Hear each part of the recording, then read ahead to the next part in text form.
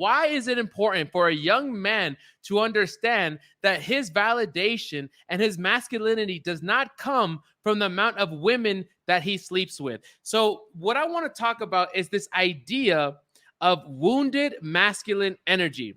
And I made a YouTube video earlier where I talked about this, that a lot of times, especially in the dating world, a lot of men, especially in the red pills industry or red pill side, they put a lot of blame on women, saying it's women's fault, that's relationship in X and Y and Z. And I truly believe, call it controversial, I believe that men lead this world. Men lead this world because naturally men are protectors, they're warriors. Let's just say if we were to go out into war right now up in Russia, yes, there'd be women in the military, but the first drafts would be men going out to fight. So I truly believe that it's men that need to step up in today's society and begin to lead themselves before they try to lead women, lead themselves before they try to lead their family, lead themselves so that we can start to repair the family, repair what it's like to be a man. And so in order to do that, we have to talk about the topics that a lot of the time as men, we weren't shown this, we weren't taught this, and we picked it up around other people around us. So this idea of wounded masculine energy, as a young boy, I'm talking about when you're starting to build your little boy ego between, 10 to, 18, 19 years old, what happens is you're very influenced by the men that are around you. I truly believe that society is making it where men are more feminine. Men are more feminine.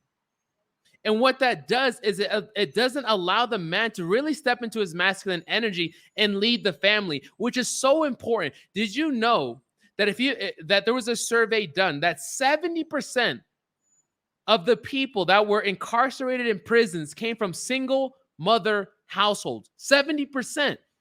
70%. What is that saying? That is saying that when a family does not have a male figure, a strong male figure to lead that family, that child is more likely to be diverted off the path or be influenced by his outside environment. And I happen to be one of those guys. Now, I got raised by my grandfather, who is one of the best men that I know.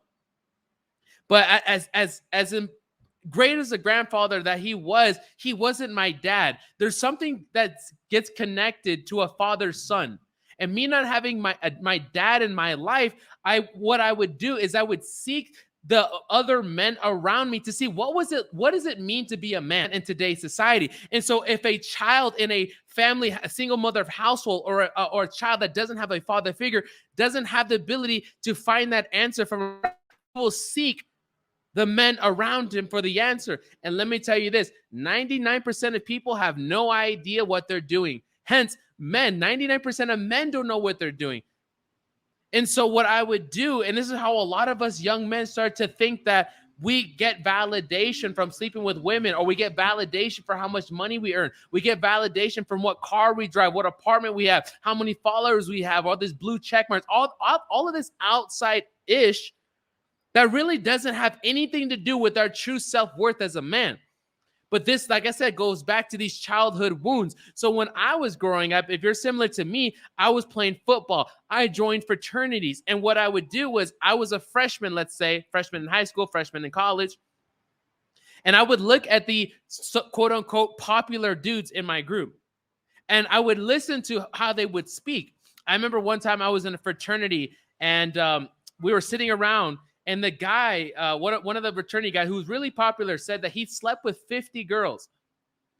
And me at the time, I was like, I maybe only had, I think I had like 2 or 3 girlfriends prior to that. And I maybe had like 6 girls my whole life. And here I was, a young kid. I think I was 18 years old, impressionable. And it made an impression on me because I didn't have that guidance as a man.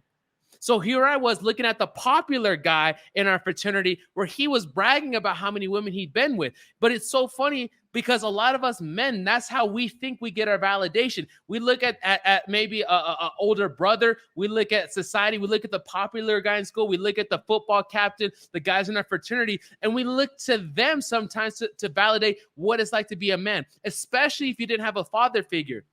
If you didn't have a father figure in your home that was that close to you, as a man, you have to find leadership somewhere.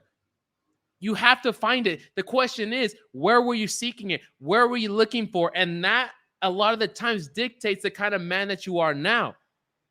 And so if you were to go speak to the average man, you would know that more than 50% of his thoughts on a daily basis have to do with sex, women, dating, getting women, sliding in DMs, or the thoughts of women. It's like the first thought a man thinks of in today's society is sex and all these different things. But why? Why is this? Well, it gets back to that wounded masculinity. So check this out.